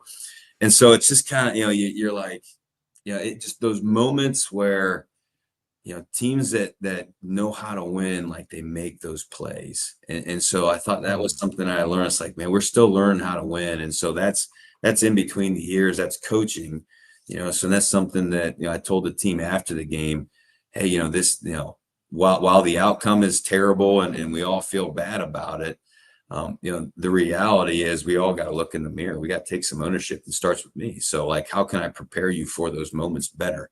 What can we do in practice? What's our routine need to be, moving forward to where when we get in those spots in the game where, man, this is the time, like, we're either going to take control of this thing or we're going to get back in it. How can we have the confidence to do that? And there's things then, I think every coach says, like, fundamentals, and there are some fundamental things that we just definitely need to improve on. But I thought overall, like, the psyche of the team, how can we push past that moment? And then the good sign, and I'm a positive guy, is we came back Sunday, and the first thing I told them after the game is, like, guess what, guys? The sun is going to come up tomorrow. Yeah, that's the reality of it. I can guarantee that, and it did. And we came in on Sunday, and guys were smiling. They were excited to get back to work. And boy, we have Monday off, and then Tuesday everybody had a bounce in their step. They looked like they were in great spirits. So to be able to get past that, that adversity, that loss, and to now turn the page and move forward, it's a good sign. They got that good Iowa air back in their lungs, right? That's was the altitude real? Yeah, I don't know. So what I do on the at home and on the road is I always like to exercise pregame, because I just have a lot of built up energy, and that helps me burn it off. And so, I ran some on the field, and I didn't notice at all. Okay. I actually felt faster. So I don't know. Again, it might have been just I felt faster. I don't know. The air up here, the gravity's less. I'm I'm, like, I'm moving fast. Yeah, just like the ball flies farther and all that stuff. And now hold on. Man, I felt light. It felt great. But then, like, there were a couple moments, so our special teams, we struggled. We had 2 penalties. We had a blocked punt. So a lot of things went wrong, but the 2 penalties were on punt. And so we had to re-kick again. And so here we are, we have that same group out there that has to do another 50-yard sprint. And so like I noticed the first time, I'm like, we look gassed. Like, I mean, we need, and so the second penalty is like, all right, we got to get like who are the backups? Get them all out there because they look terrible. Holy so cow! That might have been, it might have been altitude there. I don't know, but I didn't notice it personally, but I mean, maybe. Now, when you say exercise before a game, is that just like a light thing, or is it like, hey, I got to go take a shower before I get back on the sidelines? Yeah, I get a good sweat going, and so I'll make sure I'm loose because I'm older now. So I don't want to pull anything or get injured pregame. That would not be good. So but yeah, I'll definitely get the heart rate up and get moving a little bit. I hate stretching, Coach. I live by the mindset: if you stay ready, you ain't got to get ready. So you don't see a cheetah stretch. You don't. You don't see a cheetah stretch. Up and tracks down the trail, man. I used to say that as a coach all the time.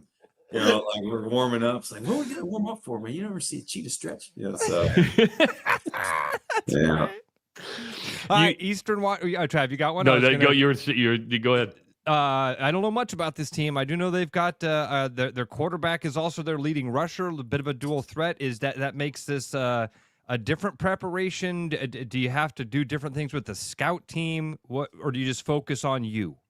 Yeah, it's a little bit of both. I mean, so anytime a quarterback is also the runner, it now turns to 11 on 11. And so you guys have watched enough football to where, a coverage that a lot of people like to run is a single high defense where that, you have a safety that's kind of deep back there that if all else breaks through, first level, second level, at least you have that third guy there to kind of clean things up. Well, now when the quarterback's a runner, in order to even your numbers up, that guy needs to get involved a little bit more. And so, you have to do some things structurally. So, whether that guy is involved or, maybe there's some movements up front where you can maybe take 2 for 1, so I think those are just things that we've worked on this week defensively. But yeah, when that quarterback's a dual threat, or even if he's a mobile guy and he maybe doesn't run more, you have to maybe, that has to be a point of emphasis. So whether it's disciplined rush lanes or whether it's, hey, let's have a guy fitting inside and outside that guy to make sure that he doesn't get loose. That's important. Now he got dinged in the Boise State game pretty good. Okay. So he's out, but then the really? guy that's starting was a starting slot receiver in that game. So it sounds like the exact same kind of guy. He came in the fourth quarter and threw a really nice slot fade, that got him down there to score. So, I don't think anything's going to change, with a new quarterback in. But, to your point, when you focus on you and, on defense, like, you have rules for every single call that you have. These are the rules and how we handle things. As long as guys are dialed in with that, you're going to see things every week that you aren't prepared for. It'll be fine. But it's we have a little history with this team. A year ago, we went to their place and beat them in overtime. So I don't know if some of their coaches remember that or remember us or not. But we have that going too. But this is their third straight road game. I mean, how bonkers is that? Like, I in the presser, I was talking and our AD was sitting in there. I was like, man, if our AD ever did that, we might have to have some words because that seems terrible. Well, you bring that up. Who's in charge of the schedule? I mean, obviously the Valley handles, the conference schedule, but when it comes to your non-conference schedule, are you in charge of that or does your AD handle that? So the AD handles all the behind the scenes stuff, but she actually, I mean, I'll swing through her office weekly and she'll be like, okay, so-and-so reached out. They want to do this and this. What do you think? This is what the schedule looks like in 26, 27, 28, 29, 30. What do we want to do here? And so, she's great as far as like, we're not going to schedule anything unless I say like, yeah, let's do it. If I don't feel good about it, she'll be like, all right, I'll email them back and say we're not interested. And so it's interesting because we'll play a big game every year. So, next year's Iowa. The year after that is back to Nebraska. I think we were at Iowa State and then up to Wisconsin. So we've cranked up the competition a little bit in those realms. But then like the other non-cons. That's called money. Yeah. it's kind of nice to get that check. Yeah, no doubt about it. But then the other ones, it's kind of creative home and homes. And then you'd love for them to be a little bit closer than Wyoming and a little bit closer than Eastern Washington and a little bit closer than Utah Tech, who we play in a couple weeks. But it's just, it's kind of hard to find those guys that want to play, home and homes like that. Yeah. And as a Hawkeye fan, Coach, I and that loves UNI, I would much rather prefer that money stay in state. I would love to see you guys get the shot to knock off the Hawks every year. As a Hawkeye fan, I'd love to see that. It would make it make it a lot more fun. I know it's a lot for them to risk, and I get all the math behind it, but man, I love the fact that you're going to be playing Iowa. You're going to be playing Iowa State. Wisconsin's taking you on. It keeps you guys around. Travis, that's travel for Eastern Washington. Dude, their opening week was against Incarnate Word in San Antonio. They played last week in Boise, and now they're coming to UNI. I mean, the two time zones, one time zone's kind of like, but I mean, to go to Texas, that's two time zones for them. To come here is two time zones for them. So that's tough. That's really tough on them. But to your point, we like to play the in-state guys quite a bit. So shout out to our volleyball team. They that's a good win. Whoa, if you like volleyball, we have a fantastic team. Bobby Peterson does a fantastic job, and then our soccer team. That's why I'm wearing the shirt today. Is our soccer team's playing Iowa State here. So I'm going to try to run out there and catch a little bit of it after practice. So did you go to because there was 5,000 people at the volleyball match. Did you go to that? And do you try to go to other sporting events, especially in the Olympic sports, to show that support? Oh yeah. Well, I'm a sports guy. I love watching all sports, and I may not know what the hell's going on in any of the sports. Like today, when I go out to that soccer game, I have zero clue on what is going on. So I just kind of appreciate the athleticism that's involved with all the sports. I thought it would be fun. So we do a kind of an athletics gathering right in the beginning of school. And I thought it would be fun for each sport to kind of try other sports to gain that appreciation. So for example, okay, let's get every sport to try to catch a punt. It's kind of a weird skill. And then let's get every sport to try to hit our softball, pitcher. That's probably going to be impossible. No one's going to do it.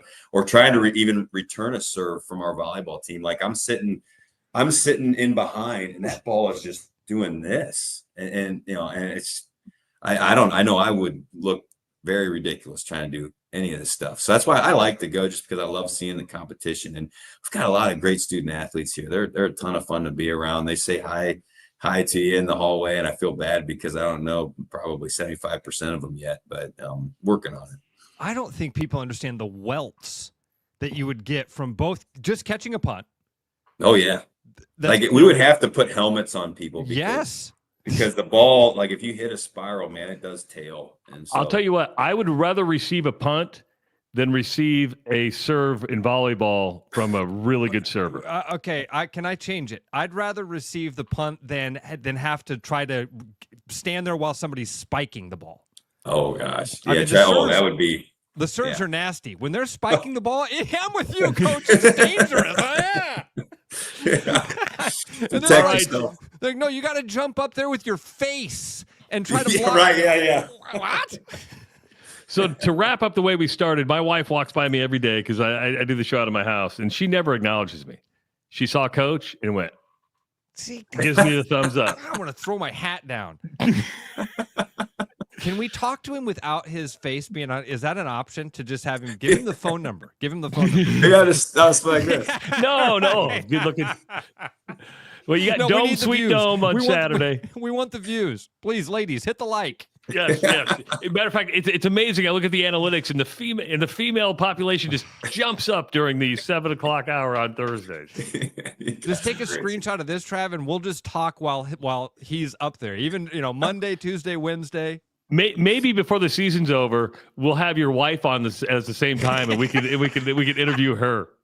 I tell you what, way more entertaining. She, and I don't know what the rules are as far as what you're allowed to say and not allowed to say. She can say whatever she wants. She's awesome. I mean, she will let you have it. And my daughters are the same way, so one of our quarterbacks, so we had him over, and we're around him a lot. And my daughters are like, so, why are you so short? I mean, like just completely out of nowhere. And, to one of our, I mean, just relentless. And she grew up in that kind of family, so just like me, it was very tough love. And so anytime anybody looks like, oh, your ego is getting a little big, man, boom, man, she'll pop it, that big head of yours and just deflate it and bring it back to earth. So she's fun. Coach, good stuff. Coach, always appreciate the time. We'll talk to you next Thursday. Thank you for giving us a half hour. We hope we don't take too much of your time, but it's always a blast. No, say the best part of my day right here. This is great. Thanks, all right, buddy. That means a lot. Coach Thanks, Todd Stepsis. See you, Coach. Thank you, Coach. Appreciate it. We'll take a break. Bruno's been waiting on stage. Get to another guy who gets humbled by a wife and 2 daughters on a regular basis. It is the Rush Radio Show, powered by Willis Automotive. I'm loving these wooden nickels, Brian. Yeah, I suppose everyone is catching on. Just spend $20 to get a wooden nickel. It's 25. Collect 10 and add up the savings on your next purchase. Some of these are worth $5. That could be huge. I know, right? That's why you have to spend $20. It's 25. Collect 10. It's like money back to you. Spend 20, you get another wooden nickel. It's 25. Collect 10 and add up the savings. It's huge. Central City Liquors, home of the 10% cash coupon. And the wooden nickel program. It's huge. Hi, I'm Josh Romick, Service Manager at Willis Lexus. And I want to take a moment to share our smoking hot deals we got going on for the month of August. Right now we got a 20% discount on brake pads and rotors, and also a 50% discount on alignments with the purchase of 4 new tires. That's a $90 value. And don't forget to ask about our Lexus Tire Price Match Guarantee. Give us a call to schedule or visit us online at willislexus.com. Thank you for watching and stay cool.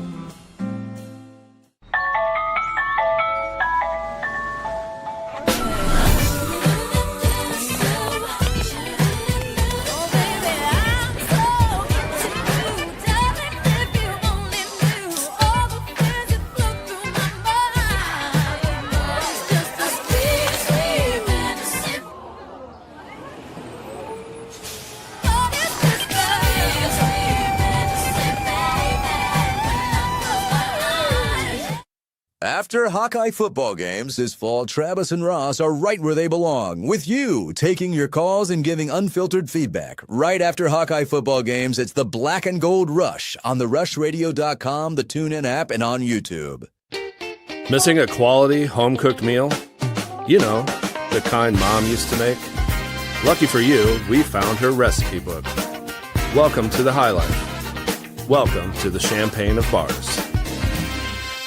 Every business has priorities, and Priority One Heating and Cooling is no different.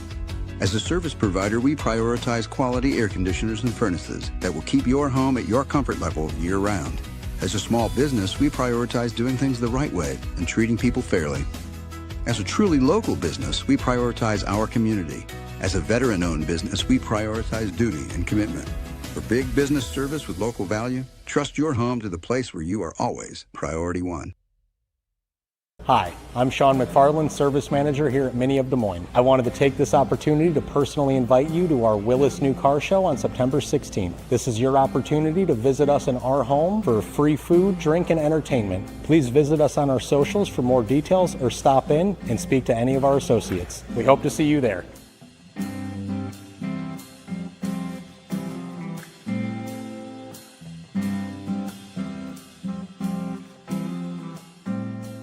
Rush, strong opinions, weak filters, and just enough sense to stay on the air. It's the Rush Radio Show, powered by Willis Automotive.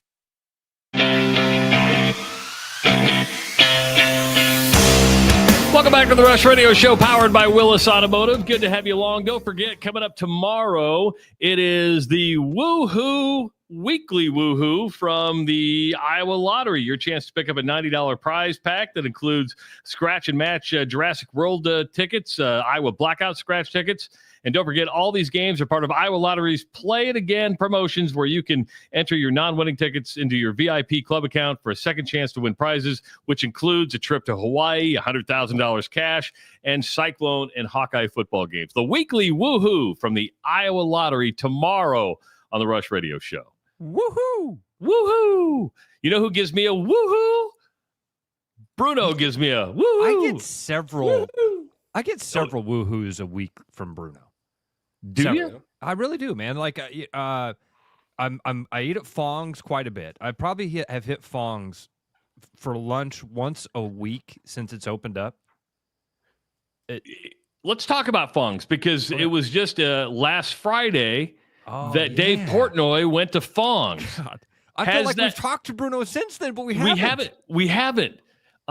You realize that was a big deal, right? And to get a 7-8 on a gimmick pizza, not saying that your pizza's gimmick, but in Portnoy's world, it's a gimmick pizza.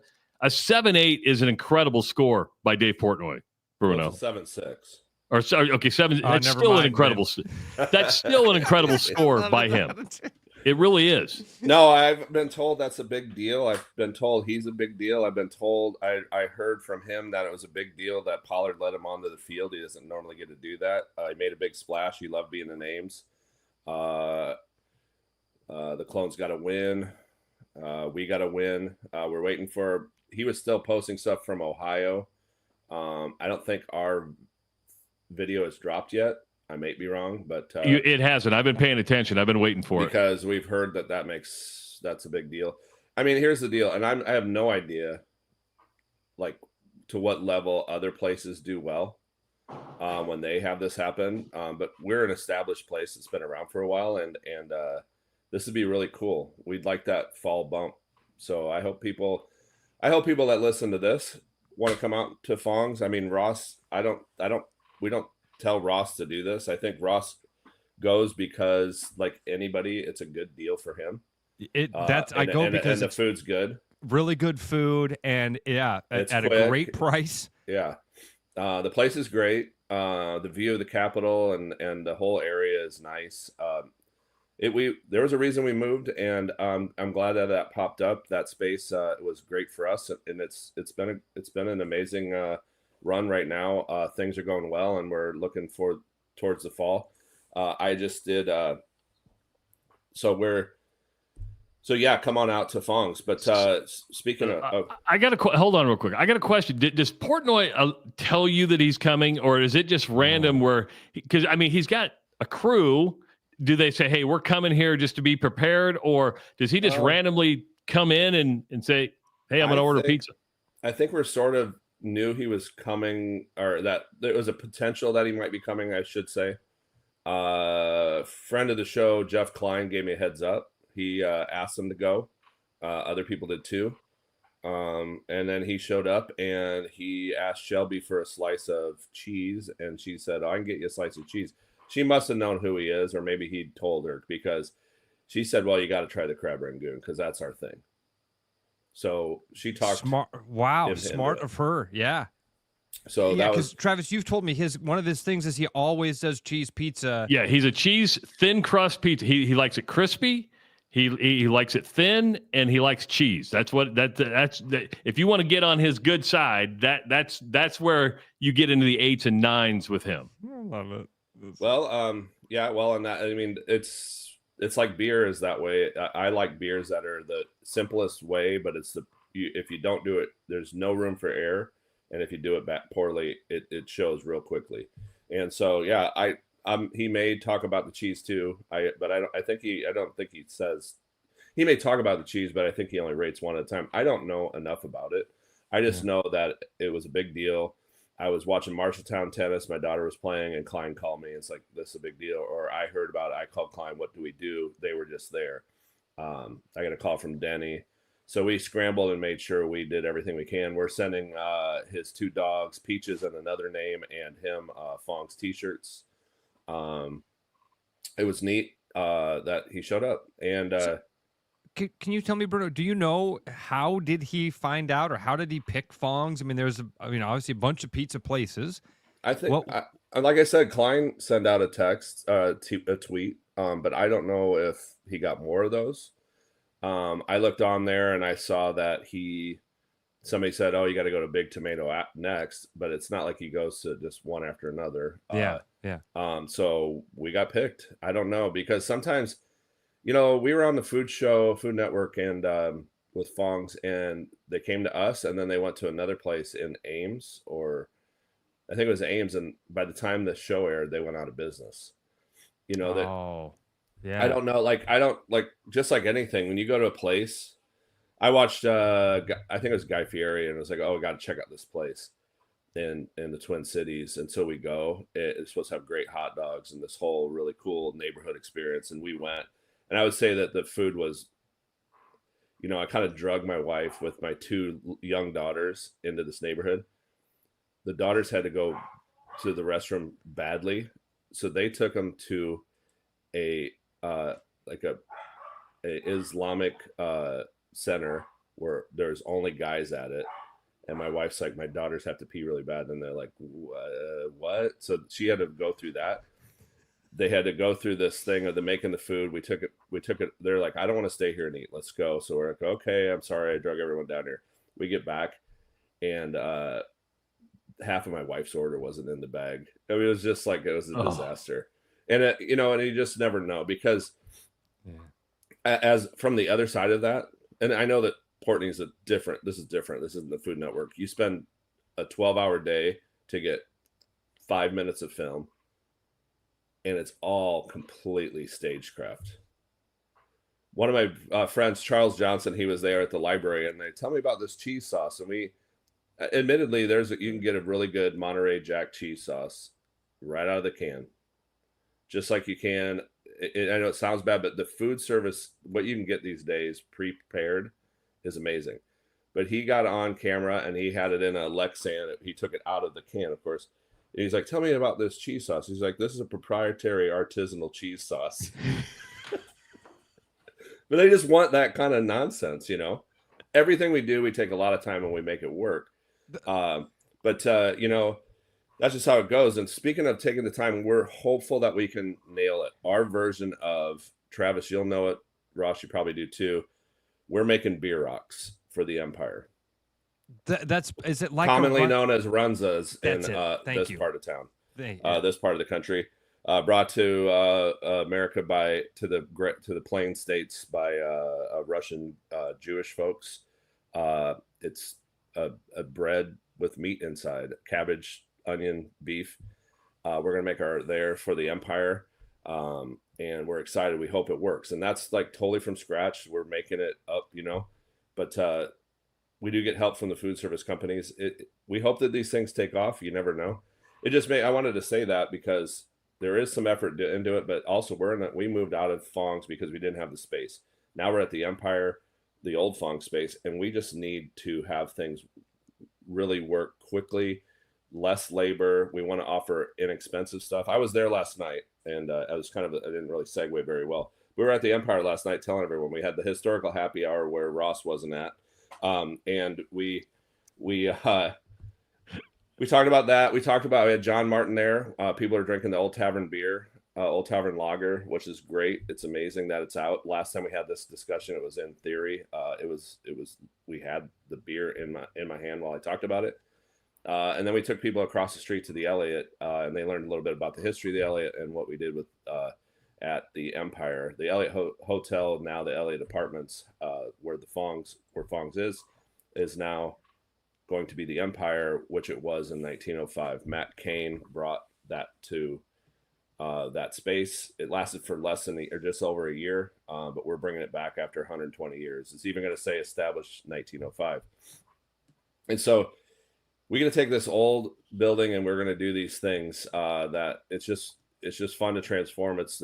There was a great reason why we had to move Fong's, because it just wasn't working.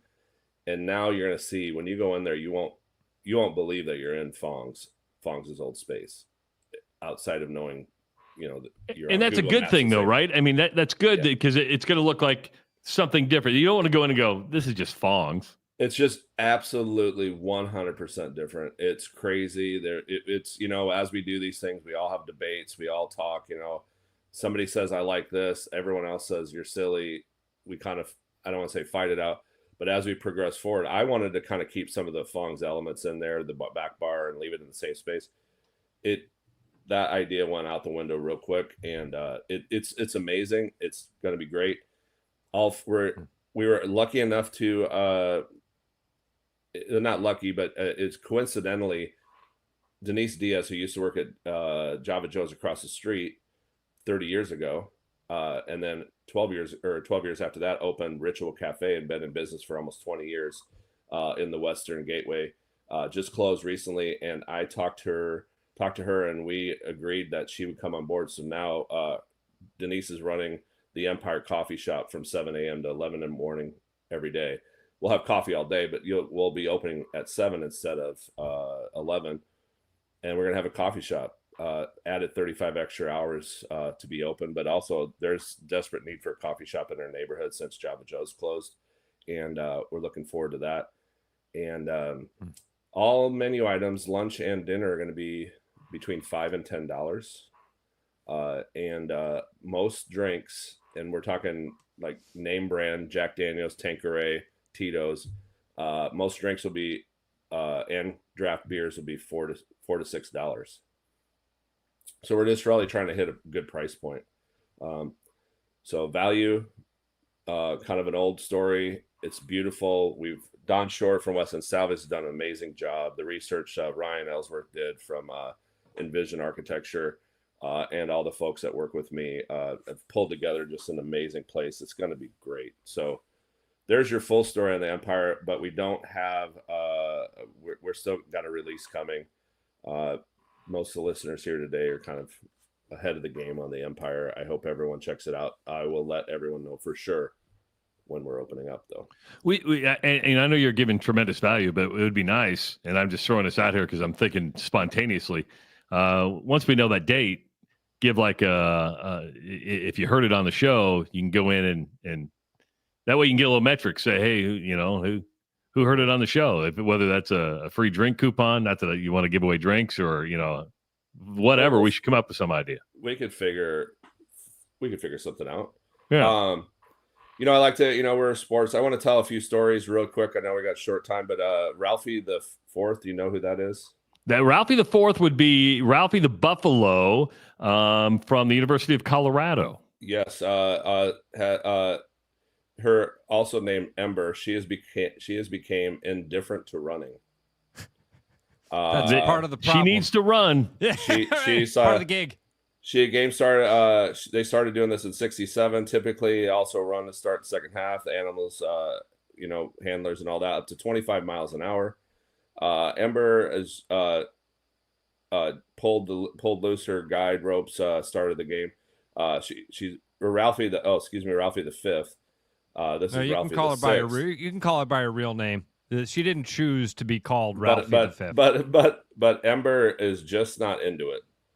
School says so. It's they've determined that it was Ember's best interest to focus on relaxing strolls in the pastures, which is her favorite hobby. So, surprise, a buffalo doesn't want to be managed by humans, But no, the buffalo's like, oh, you're using me like a show pony. I'm not down for this. That's why those horses like really tear out at Oklahoma. Let's see if we can tip the schooner wagon over the schooner over again.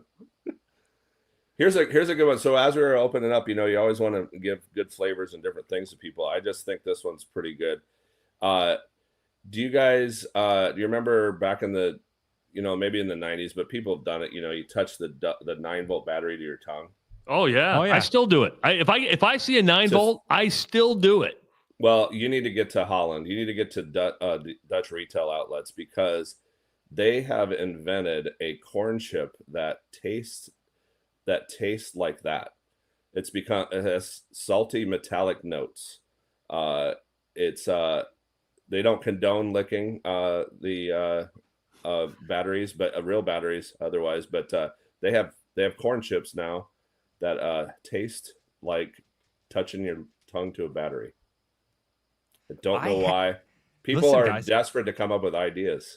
I had one of the most fascinating culinary experiences of my life was eating this thing called an electric flower, an Amazon buzz button. They got a couple of different names. Is it the one that you used to numb your teeth for dental? Because I've had those. No, not quite. It was more like a 9-volt battery or Pop Rocks, We ate the tiniest little. In fact, it was a little flower bud about that big, cut into fourths. That's how tiny the pieces were that we ate. And the guy that gave it to us kind of prepared us and said, this is going to make your lips tingle. The inside of your mouth is going to feel like you've got a 9-volt battery, but it had a little bit of like a floral taste to it. And you woke up a day later? No. What it did, it was a palate cleanser. We'd already had our meal, and we had ordered like a special Iberian ham. And the guy came over and said, before I give you the ham, I want you guys to eat this because you're not going to fully taste the ham unless you cleanse your palate. I see. And then we ate this thing, and that little button was the coolest culinary experience of my life. I thought I presented one to you. Travis, we were on a bus trip up to Minnesota. I was just sitting casually eating nacho chips. And I was like, Ross, he's like telling everybody what's up, how we need to do stuff. I go, Ross, you want one of these? Like, yeah. He eats one. It was basically those hot chip challenge, but there was a kind of toned down chips, but they're super hot. Oh, dude, it was blazing hot. He took one bite. He's like, then he just looked at me like, oh my God, you asshole. I'm into the pork rinds lately. I eat pork rinds. It disgusts my wife. It disgusts my kids, I love pork rinds. I don't know why it's so disgusting other than you're eating pig skin, but it's good. No carbohydrates. A lot of sodium in the pork rinds, but no carbs. So it's the healthy alternative chip. Well, speaking of a healthy alternative to chips, then it's Monday's National Cheeseburger Day. So get on down to all of our places. We have the Bayou Triple Bacon Cheeseburger, El Bay Chop, Patty Melt, Royal Miles, Rarebit Burger, Buzzer Billy's, Lucky Horse always has a burger special. Come on down and do that. The library, when Audrey and I go to the library a lot because Audrey loves the French dip and I get the cheeseburger. So the burgers at the library are so good. Chris Diebel, who helped start Zombie Burger, was there one day. And I go, what do you think? He goes, this is probably the best cheeseburger I ever had. And I'm like, that's saying something, Chris, because you work at Zombie Burger. Pretty damn tasty. No, it's good. We kind of, George Famaro has a good a burger there. So, I think it's, I guess, really good. College football, Truman's celebrating Ames Super Dog Pizza. Still celebrating Super Dog Pizza from Ames and the Marco's Mac and Cheese Pizza. What's a Super Dog Pizza? So it's funny, you guys, because this ties back to Portnoy, because he actually, when he was in Ames, went to a Super Dog stand. So Super Dog, Travis, and I should let people from Ames, I'm going to tell you the little bit I know about it. He criticized it, said there's too much mustard on it. I remember that. He went to his, he's like, hey, it's not bad. He goes, just way too much mustard for my liking, right? Okay. So that's why they started a Portnoy dog, which is a Super Dog light on the mustard.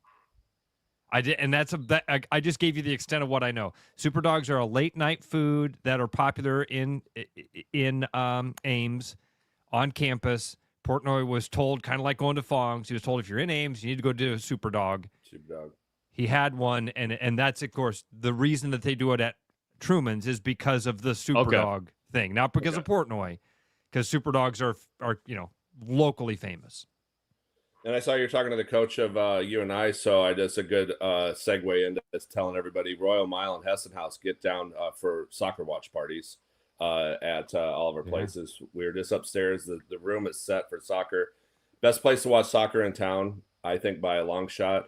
There's other places that are these big old rooms, and you're in with, everyone's talking. It's really loud, and there's a game going on. No one's paying attention. The Mile is a different thing. If you didn't realize there's people watching soccer, all of a sudden they cheer and do whatever. Like, oh my God, this it's great. It's intimate. It's fun. And we'd love to see you down at the Royal Mile or Hessen House. We have the German soccer leagues on. Really good times. All right. And Bruno, Coach Stepsis was telling us he's going to watch soccer, but he doesn't really know anything about soccer. All right. So what is something that somebody that doesn't know anything about soccer can yell at a soccer game? Attack the empty space. See, my thought was going to be whenever a whistle blows, just go, ah. Or just go offsides. Offsides is a good one. If you learn the offsides, then that's all you'll ever say. You'll be looking for it. I don't know. They do, like, they have prescribed cheers, and in some stadiums they'll have a little digital board, and it'll tell you what you're supposed to be cheering right now. And they're you hear them singing these songs and doing this stuff. It's really kind of it's state attendee involved, fan involved time through the whole thing. It's different. It's something to learn. I've never learned. For me, it feels like hockey. If you didn't know about soccer, I don't understand hockey. I don't understand any of the rules.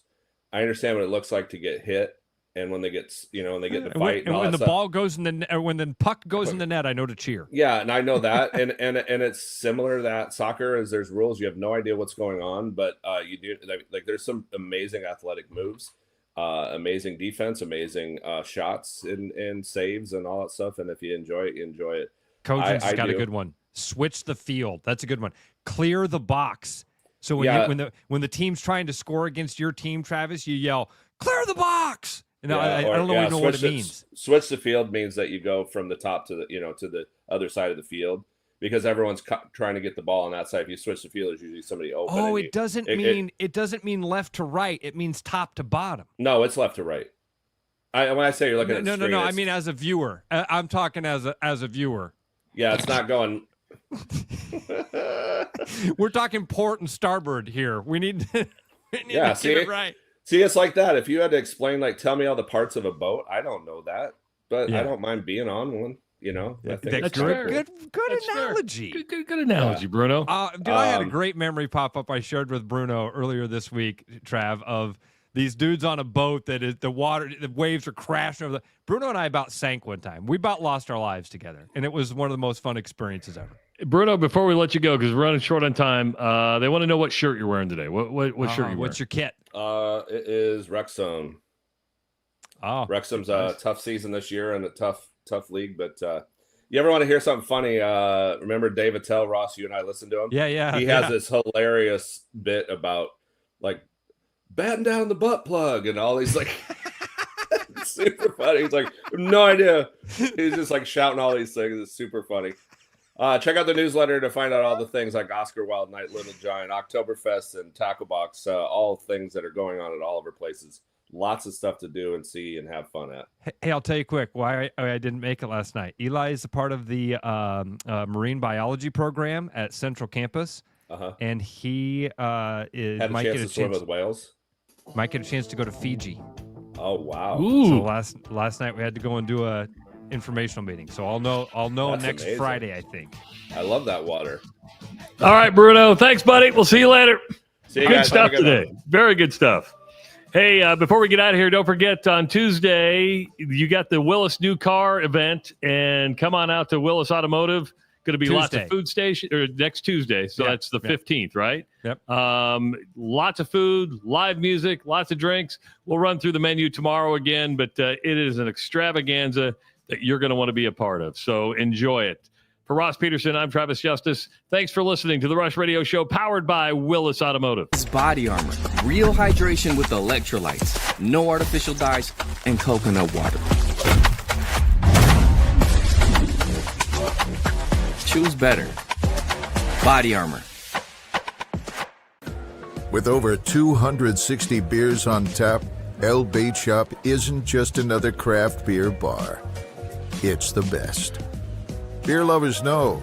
El Bait Shop, 200 Southwest 2nd, Des Moines.